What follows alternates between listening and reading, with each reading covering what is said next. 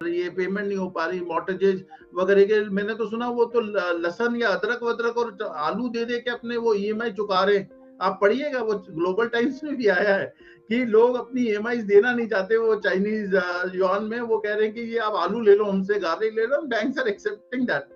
एक और चीज मैं आपको बताऊंगा। इन दोस्तों, मैं महेंद्र शर्मा स्वागत करता हूं वन वर्ल्ड हिंदी में आपका। उम्मीद करता हूं आप खुश और स्वस्थ है। दोस्तों आइए दिखाते हैं पाक मीडिया की एक और लेटेस्ट डिबेट, जिसमें कैसे डिस्कशन किया गया है कि अब आने वाले समय में पाकिस्तान को सहारा देने वाला चीन भी अब बैंक के मुहाने पहुंच चुका है, क्योंकि चाइना की अब इंडस्ट्री लगभग खत्म हो चुकी है और आने वाले समय में पाकिस्तान के हालात भी अगर चाइना पे डिपेंड रहा तो श्रीलंका जैसे बन जाएंगे। क्योंकि आज चाइना में जो हालात है, चाइना के लोग अपनी ईएमआई की जगह अब लोग अदरक, प्याज और लहसुन देने लगे हैं बैंकों पे, क्योंकि लोगों के पास वहां पैसा ही नहीं बचा है। क्योंकि तानाशाही सरकार और कॉमरेड सरकार ने पाकिस्तान वहां पे चाइना के लोगों को का दमन करना शुरू कर दिया और अब कोई भी वहां का चाइनीज लोग अब आवाज नहीं उठा सकता उस सरकार के खिलाफ। जो सरकार के खिलाफ आवाज उठाता है, चाइना की तानाशाही की भेंट चढ़ जाता है। तो कहीं ना कहीं अब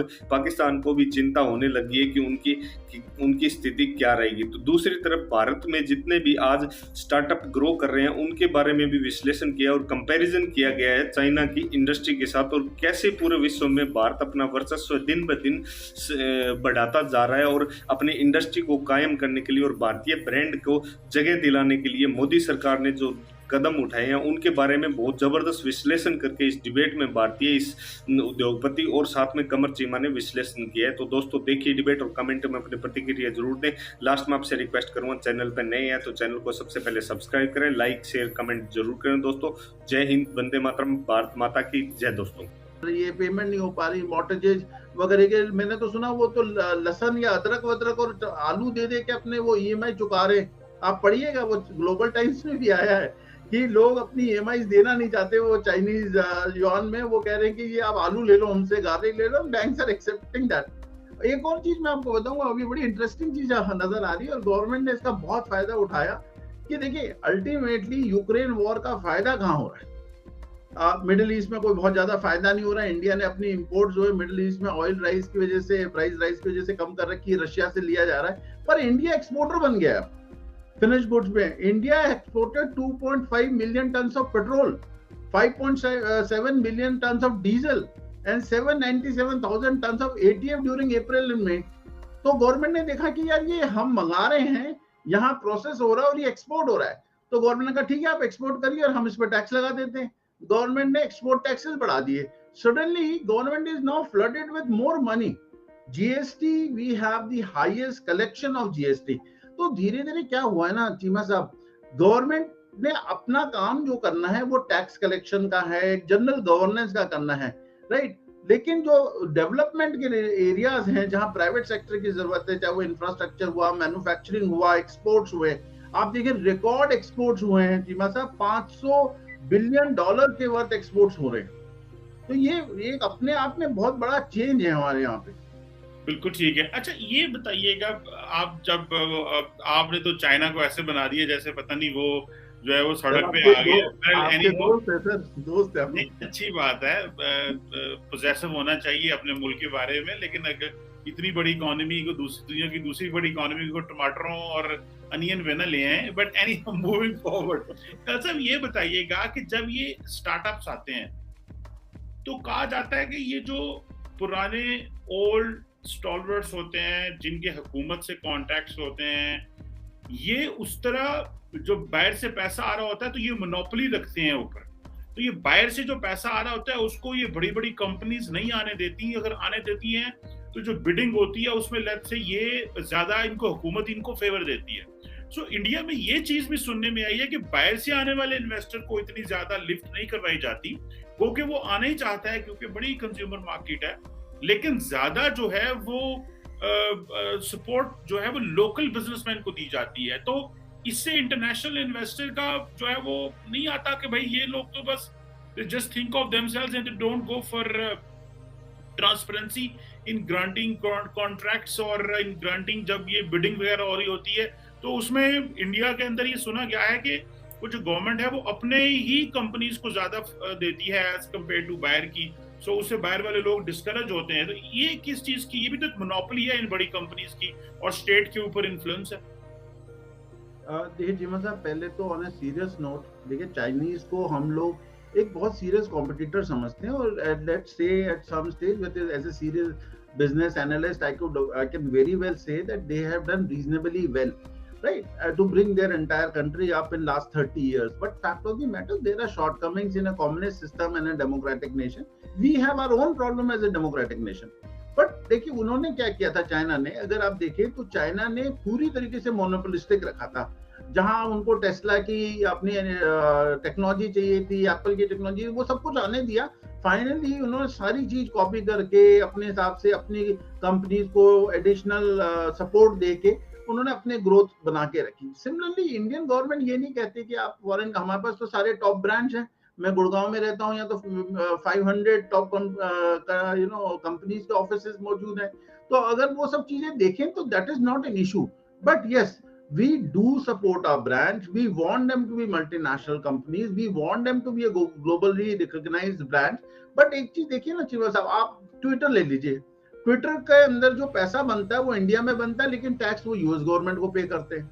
अमेजोन के अंदर पैसा बनता है, इंडिया में बनता है, लेकिन अमेजोन टैक्स इंडिया में नहीं पे कर। तो ये हमने WTO में भी सारे मुद्दे उठाए हैं, और हमने कहा कि जो सॉफ्टवेयर कंपनीज हैं या कोई ई कॉम कंपनीज हैं या जिसे हम कहते हैं न्यू इंटरनेट बेस्ड कंपनीज हैं, ये जो भी अगर ये बनाए तो they have to share in that. This is one thing which even the European parliament has debated over this, and European companies have also insured. तो वो तो देखिए चीमा साहब, इन्वेस्टमेंट आएगी, इन्वेस्टमेंट को सपोर्ट किया जाएगा। हम तो करते हैं। अमेजोन इतनी बड़ी कंपनी इंडिया के अंदर, ट्विटर से ज्यादा आप देखिए कहाँ से पैसा आ रहा है ट्विटर के पास, इंडिया से आ रहा है। लेकिन फैक्ट ऑफ द मैटर है कि हम अपने लोकल बिजनेसमैन को, अपनी कंपनी को तरजीह जरूर देंगे, उसमें कोई शक नहीं।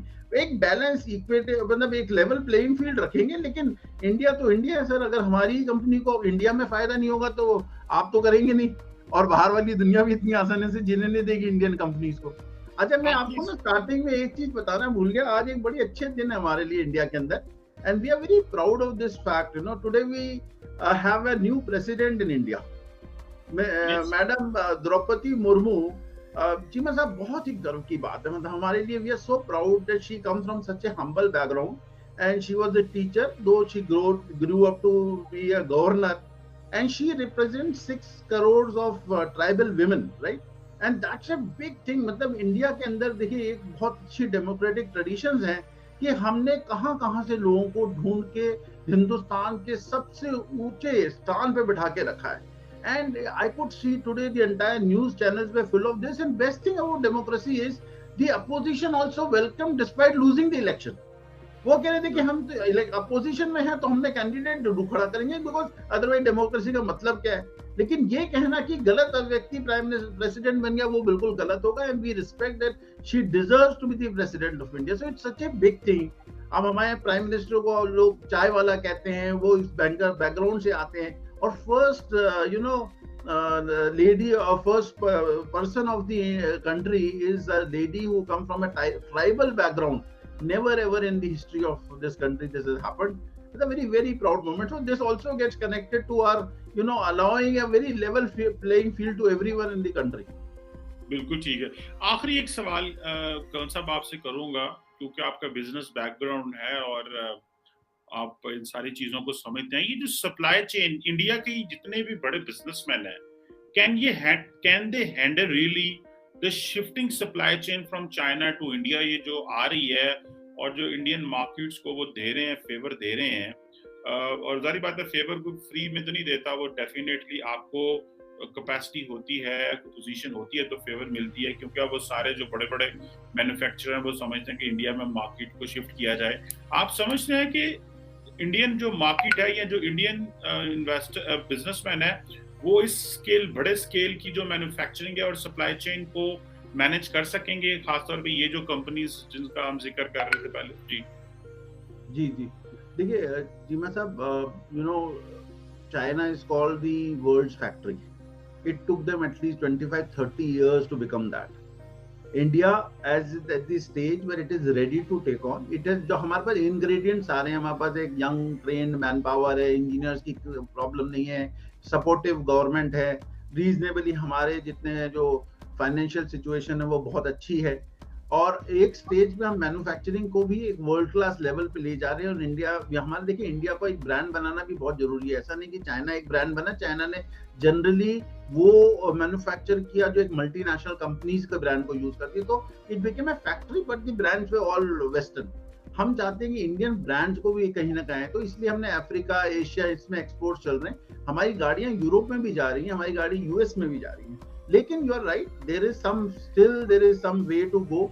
हमारे पोर्ट्स हैं, उनका मॉडर्नाइजेशन है, हमारे रोड्स हैं, वो इंफ्रास्ट्रक्चर में तो बहुत ही बढ़िया काम चल रहा है इस वक्त। सारे हाईवेज जो कनेक्ट होने वाले हैं, मुंबई से दिल्ली का जो एक्सप्रेस वे है वो 12.5 घंटे में दिल्ली से मुंबई में आपको पहुंचा देगा, which is amazingly good. Bullet train हैं, बाकी रेलवे कॉरिडोर हैं, इस पे काम चल रहा है। और जब तक ये सब चीजें कंप्लीट नहीं होगी तो ऐसा नहीं कह सकते कि हम कोई रिप्लेस कर देंगे। लेकिन yes, there is a very earnest effort to ensure. और देखिए आगे जाके जिस तरीके की हम सबसे largest population in the on the earth होने वाले हैं, तो we better prepare ourself, because हम लोग कितने लोगों को नौकरी दे सकते हैं। तो these all areas needs to grow very fast. There is still some way to go, but best thing about is the people and the government are on the same page. बिल्कुल ठीक है। जारी बात है, बड़ा मुल्क है, बड़ी इंडस्ट्री है और अपॉर्चुनिटीज भी ज्यादा हैं, लेकिन जो सबसे इम्पोर्टेंट चीज है that is key to hold the opportunity is the